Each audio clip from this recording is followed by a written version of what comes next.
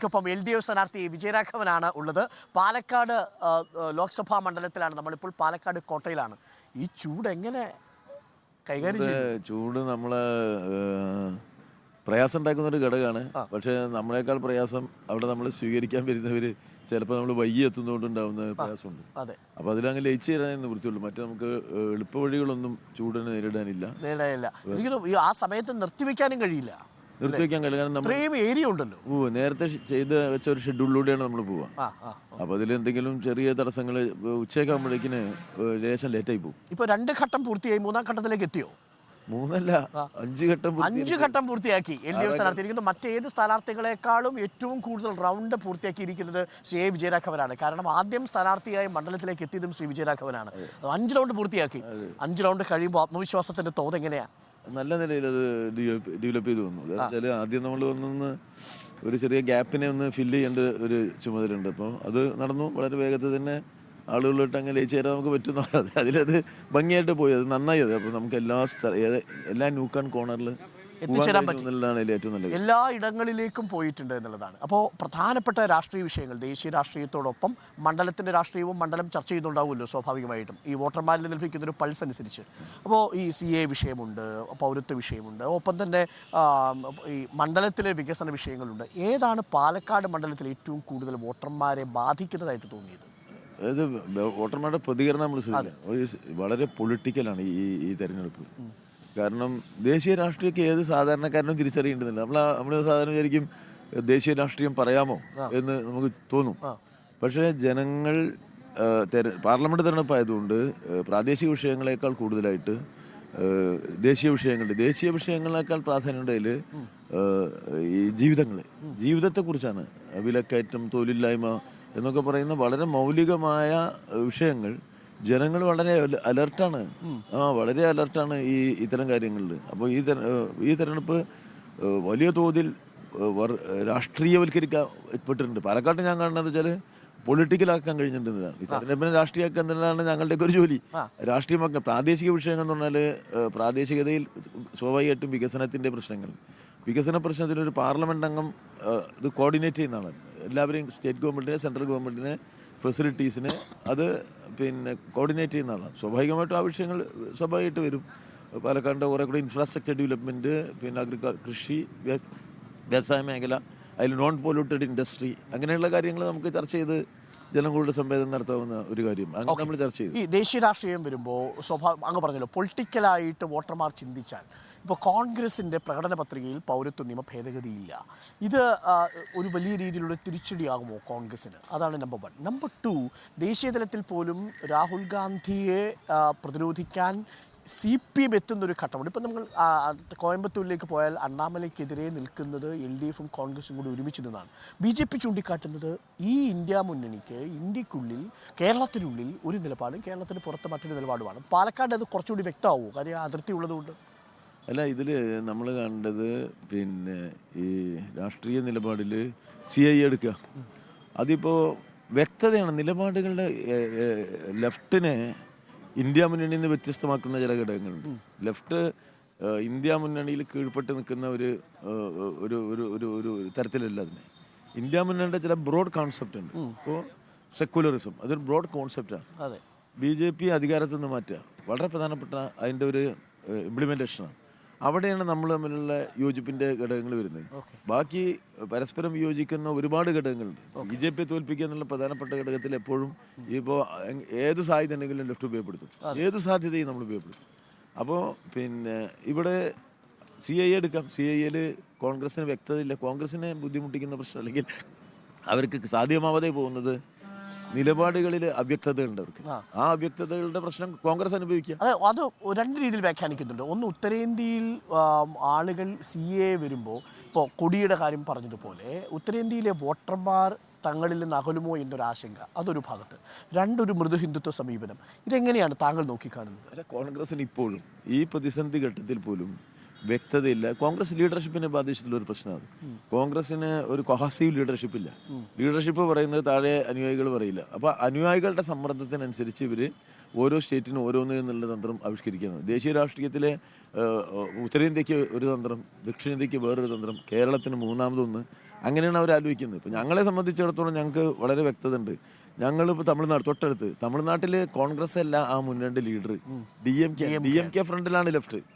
അതിപ്പോൾ ലാലുവിൻ്റെ ഇവിടെ ബീഹാറിൽ ചെന്നാൽ ബീഹാറിലെ ആ ഫ്രണ്ട് ആർ ജെ ഡിക്കാണ്. അപ്പോൾ ഈ ഫ്രണ്ടിൽ വലിയ പ്രധാനപ്പെട്ട സ്റ്റേറ്റുകൾ എടുക്കും. ഹിമാചൽ, നമ്മുടെ ഉത്തർപ്രദേശ്, ബീഹാർ, മഹാരാഷ്ട്ര, തമിഴ്നാട് മുന്നണികൾ വന്ന സ്റ്റേറ്റാണ്. ഈ സ്റ്റേറ്റുകളിലെല്ലാം കോൺഗ്രസിനല്ല മേൽക്കൈ.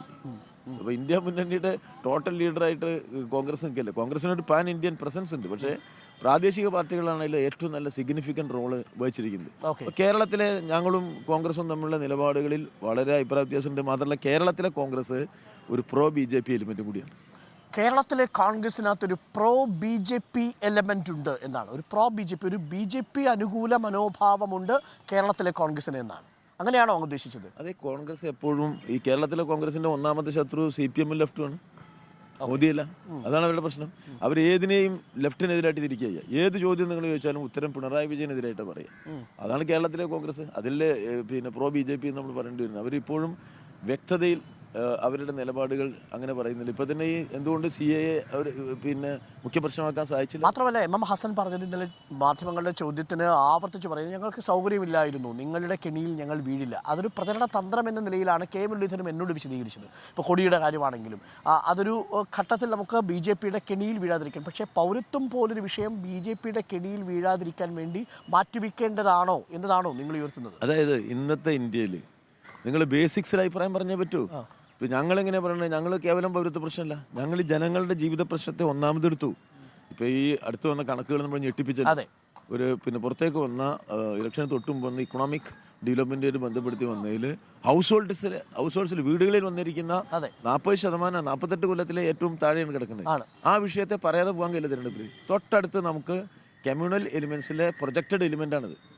ആൻറ്റി മുസ്ലിമിൽ ഇങ്ങനെ ചെയ്തിരിക്കുന്നു. ഇതിലൊക്കെ അവ്യക്തതകളായിട്ട് പോകാൻ പറ്റില്ല. എന്തുകൊണ്ട് കഴിഞ്ഞ തവണ രണ്ട് പാർട്ടിയുടെ കൊടി മാറ്റി വെച്ചുകൊണ്ട് ഇന്ത്യയിലെ ഏറ്റവും പ്രധാനപ്പെട്ട കോൺഗ്രസ് നേതാവ് വരുമ്പോൾ അതിനെ എങ്ങനെയാണ് ജനം കാണുക? പരിഹാസ്യമായി കാണില്ലേ? ആ പരിഹാസ്യത എന്തുകൊണ്ടാണ്? BJPക്കെതിരായി ശക്തമായ നിലപാടെടുക്കുന്നതിലെ അവരുടെ വേവറിംഗ് മെൻറ്റാലിറ്റിയാണ് കേരളത്തിൽ. വേണ്ടി വന്നാൽ ലേശം BJP സഹായം സ്വീകരിക്കുക എന്നുള്ളത് എല്ലാ കാലത്തും നടപ്പിലാക്കിയവരാണ് കേരളത്തിലെ കോൺഗ്രസ് നേതൃത്വം. അതിൽ അത് നമ്മൾ BJP അനുകൂല മനോഭാവമാണ് കേരളത്തിലെ കോൺഗ്രസിനുള്ളത് എന്ന് പറയുകയാണ് ഈ വിജയരാഘവൻ. ഒരു കാര്യം കൂടി, ഇപ്പോൾ കേരള സ്റ്റോറി അടക്കമുള്ള വിഷയങ്ങൾ വരുന്നു. ഇന്നലെ മട്ടൻ കറിയെക്കുറിച്ച് മോദി സംസാരിച്ചു, ചമ്പാരൻ മട്ടൻ കറി രാഹുൽ ഗാന്ധി വെച്ചതിനെക്കുറിച്ച് സംസാരിച്ചു. അപ്പോൾ തിരഞ്ഞെടുപ്പിൽ ജനകീയ വിഷയങ്ങളിൽ നിന്ന് ശ്രദ്ധ മാറ്റാൻ BJP ശ്രമിക്കുന്നുവെന്നാണോ നമ്മൾ മനസ്സിലാക്കേണ്ടത്? ഒരു കാര്യം കൂടി, സുൽത്താൻ ബത്തേരിയുടെ പേര് ഗണപതി വട്ടമെന്നാക്കണമെന്ന് K സുരേന്ദ്രൻ പറയുന്നു. മട്ടൻ കറി ഉണ്ടാക്കി ശ്രാവണ മാസത്തിൽ ഹിന്ദുക്കളുടെ വികാരം ഹനിച്ചുവെന്ന് മോദി, രാഹുൽ ഗാന്ധിയും തേജസ്വിയും ചൂണ്ടിക്കാട്ടി പറയുന്നു. അല്ല, നരേന്ദ്രമോദി എപ്പോഴും അങ്ങനെ സംസാരിക്കുള്ളൂ. നരേന്ദ്രമോദിക്ക് ഇന്ത്യയുടെ ജനങ്ങളെ കുറിച്ചുള്ള ആലോചന നരേന്ദ്രമോദി ഇംപ്ലിമെന്റ് ചെയ്യുന്നത് RSS അജണ്ടയാണ്. RSS പറയുന്നത് ഇംപ്ലിമെന്റ് ചെയ്യുന്ന ഒരാൾ മാത്രമാണ്. ഇന്ത്യയുടെ പ്രധാനമന്ത്രിയായിട്ട് പറയുമ്പോൾ തന്നെ പ്രധാനമന്ത്രിക്ക് അപ്പുറത്ത് എപ്പോഴും നമ്മൾ മോഹൻ ഭഗവത്തിനെ കാണുന്നുണ്ട്. അമ്പലം ഉദ്ഘാടനം ചെയ്യാൻ പോകുന്നിടത്ത് പോലും മോഹൻ ഭഗവത്തിന്റെ നിഴലിൽ നിന്നുകൊണ്ടാണ് നരേന്ദ്രമോദി ഈ അമ്പലം ഉദ്ഘാടനം ചെയ്യുന്നത്. അതുകൊണ്ട് മോഹൻ ഭഗവത്തിന്റെ RSSന്റെ ഒരു പിന്നെ ആജ്ഞയ്ക്കനുസരിച്ചാണ് അദ്ദേഹത്തിൻ്റെ സംസാരങ്ങൾ വരിക. തെരഞ്ഞെടുപ്പ് ലൈൻ പറയുമ്പോഴും അത് ഒഴിവാക്കാൻ പറ്റില്ല. അതുകൊണ്ടാണ് മതത്തെ, തീവ്ര ഹിന്ദുത്വത്തെ മുന്നിലേക്ക് വയ്ക്കാതെ സംസാരിക്കാൻ പറ്റാതെ പോകുന്നു. അതിൻ്റെ ഭാഗമായിട്ട് മോഡി ഇങ്ങനെ തന്നെ സംസാരിച്ചുകൊണ്ടിരിക്കും. തെരഞ്ഞെടുപ്പ് വരുമ്പോൾ ഇനിയും കൂടുതൽ വർഗീയവൽക്കരിച്ചായിരിക്കും ഇന്ത്യയുടെ പ്രധാനമന്ത്രി. കൂടുതൽ വർഗീയവൽക്കരണത്തിലേക്ക് പ്രചരണ ക്യാമ്പയിൻ പോകുമെന്നുള്ളതാണ്. ഇനിയിപ്പോൾ കേരള സ്റ്റോറിയുമായി ബന്ധപ്പെട്ട് ഇന്നിപ്പോൾ താമരശ്ശേരി രൂപതയും കേരള സ്റ്റോറി പ്രദർശിപ്പിക്കുന്നുണ്ട്. ഇന്നലെ നമ്മൾ അബ്ദുൾ റഹീമിൻ്റെ മോചനത്തിന് വേണ്ടി കേരളം ഒരുമിച്ച് കൈകോർത്ത് നിൽക്കുന്നത് കേരളം കണ്ടു. അപ്പോൾ തലശ്ശേരി രൂപത അതിൽ നിന്ന് പിന്മാറി. എറണാകുളം അങ്കമാലി അതിരൂപതയിൽ പള്ളിയിൽ കേരള സ്റ്റോറിക്ക് പകരം the cry of the oppressed, മണിപ്പൂരിൻ്റെ കഥ പറയുന്ന ഡോക്യുമെൻ്ററി പ്രദർശിപ്പിച്ചു. ചില ആളുകൾക്ക് ഇപ്പോഴും നേരം വെളുത്തിട്ടില്ലേ? അല്ല, നമ്മളെന്താ വെച്ചാൽ നമ്മൾ ആലോചിക്കേണ്ടത്, ഇപ്പോൾ ഞങ്ങൾ ഇത് പ്രദർശിപ്പിക്കാൻ ശ്രമിക്കുന്നവർ ആരായാലും അവർ സ്വയം ആലോചിക്കണം നമ്മൾ എന്ത് ചെയ്യുന്നു എന്നുള്ളത്. ക്രിസ്തു എന്താ പറഞ്ഞിരിക്കുന്നതെന്ന് അവരാലോചിക്കുന്നതല്ലാണ്. ഞാൻ വേറൊന്നും പറയില്ല. ഇതിലൊക്കെ എന്ന് പറഞ്ഞാൽ നമ്മൾ വളരെ പിന്നെ ഇന്നത്തെ കാലത്ത് അതിവൈകാരികതയില്ല, വസ്തുനിഷ്ഠ യാഥാർത്ഥ്യങ്ങളാണ് നമ്മൾ തിരിച്ചറിയേണ്ടത്. ഇപ്പോൾ കേരള സ്റ്റോറിയൊക്കെ സൃഷ്ടിക്കപ്പെട്ടത് ഏതൊരു പശ്ചാത്തലമാണ്? എന്താണ് BJP അതുകൊണ്ട് ഉദ്ദേശിച്ചത്? എന്നുള്ളത് നമുക്കെല്ലാം വ്യക്തമാവുന്ന അതൊക്കെ അതിനു വേണ്ടി പ്രദർശിപ്പിക്കാൻ മുൻകൈ എടുക്കുന്നവരാണ് അത് സംബന്ധിച്ച് BJP-യുടെ പ്രചരണ കെണിയിൽ വീണു പോകുന്നു ഇത് പ്രദർശിപ്പിക്കുന്നവർ എന്നതല്ലേ വ്യക്തമായിട്ടുള്ള ഒരു മെസ്സേജ്. അതിനേക്കാൾ ഉപരിയായിട്ട് ഇന്നത്തെ ഇന്ത്യ അനുഭവിക്കുന്ന വേദനകളുടെ തീവ്രതയെ, അതാണ് മൈനോറിറ്റിയുടെ മേലെ വന്നിട്ടുള്ള അതിക്രമങ്ങളുടെ ഒരു അളവുണ്ട്. നമുക്ക് നമ്മുടെ ഇമാജിനേഷൻ്റെ മുകളിലാണ്. അതിനെ ഓരോരുത്തരും വിശകലനം ചെയ്യുന്നതിൻ്റെ അടിസ്ഥാനത്തിലാണല്ലോ തീരുമാനങ്ങൾ എടുക്കുക. അവരെത്രത്തോളം ഇത് മനസ്സിലാക്കി എന്നതിൻ്റെ അടിസ്ഥാനത്തിലുള്ള തീരുമാനം. ഞാൻ അതിനെ മറ്റൊരു തരത്തിൽ കഴിഞ്ഞു, അവരിത് വേണ്ടത്ര മനസ്സിലാക്കിയിട്ടുണ്ടാവില്ല. അതുകൊണ്ട് അവർ തൊട്ട് മുന്നിൽ കണ്ട ചില കാര്യങ്ങളുടെ അടിസ്ഥാനത്തിൽ വൈകാരികമായി പ്രതികരിച്ചു കാണും. ശരിക്ക് ഇന്ത്യയുടെ ഇന്നത്തെ ആ വേദനിക്കുന്ന മനസ്സ്, രക്തം കിനിയുന്ന ഇന്ത്യൻ ജീവിതാവസ്ഥ, ഇന്ത്യൻ ശരീരം, അതിൻ്റെ ആ വേദനയുടെ തീവ്രത മനസ്സിലാക്കുമ്പോഴാണ് ഞങ്ങളൊക്കെ അതിനോട് തൊട്ട് നിൽക്കുന്നതുകൊണ്ട് ഞങ്ങൾ കുറേ കൂടി തീവ്രമായിട്ട് പ്രതികരിക്കും. അതിനോട് വേറുള്ളവർ ആ ഗൗരവത്തിൽ കണ്ടോ എനിക്കറിഞ്ഞൂടാ. ഓക്കെ, ഒരു കാര്യം കൂടി ചോദിച്ചാൽ അങ്ങനെ ഫ്രീ ആക്കാം. പാലക്കാടിനൊരു ഇടത് മനസ്സുണ്ട്. 96 മുതൽ തുടർച്ചയായിട്ട് 6 തെരഞ്ഞെടുപ്പുകളിൽ ഇടതു മുന്നണി മാത്രം ജയിച്ചു ഒരു മണ്ഡലമാണ് താങ്കളടക്കം. അതിനുശേഷമാണ് വി കെ ശ്രീകണ്ഠൻ ഈ മണ്ഡലം പിടിക്കുന്നത്.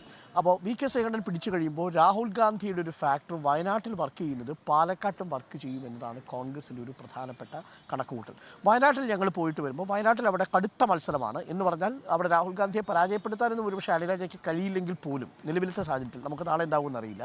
പക്ഷേ അവിടെ 4 ലക്ഷം എന്നുള്ള വോട്ട് അവിടെ കുറയാനുള്ള സാധ്യതയുണ്ട്. എന്ന് പറഞ്ഞാൽ കഴിഞ്ഞ തവണത്തെ രാഹുൽ തരംഗം പാലക്കാട് ഇക്കുറി അതേ അളവിലുണ്ടാകാനുള്ള സാധ്യതയുണ്ടോ? ഒരിക്കലും ഇല്ല. എന്താ കാര്യം വെച്ചാൽ കഴിഞ്ഞ തവണ ഒരു സ്യൂഡോ ഇമേജ് സൃഷ്ടിക്കപ്പെട്ടിട്ടുണ്ട്. ഈ ഇന്ത്യ മുഴുവൻ എല്ലാവർക്കും അറിയാം, ഇന്ത്യയെക്കുറിച്ച് അറിയുന്ന എല്ലാവർക്കും അറിയാം കോൺഗ്രസും രാഹുൽ ഗാന്ധി എവിടെ എത്താൻ പോണില്ല. നമ്മൾ പ്രധാനമന്ത്രിയായിട്ട് നമ്മളെ കുറേ ആൻറ്റി മാർക്സിസ്റ്റ് മീഡിയ ക്രിയേറ്റ് ചെയ്ത ഒരു ഫെറിയാണത്. അപ്പോൾ അത് പിന്നെ ഈ ഇന്ത്യയിൽ ഒരിക്കലും നടക്കാത്തൊരു കാര്യത്തെ പ്രചരിപ്പിച്ചുകൊണ്ട് നടക്കാൻ പോകുന്നു എന്നുള്ളൊരു അവസ്ഥ കേരളത്തിൽ സൃഷ്ടിക്കേണ്ടായി.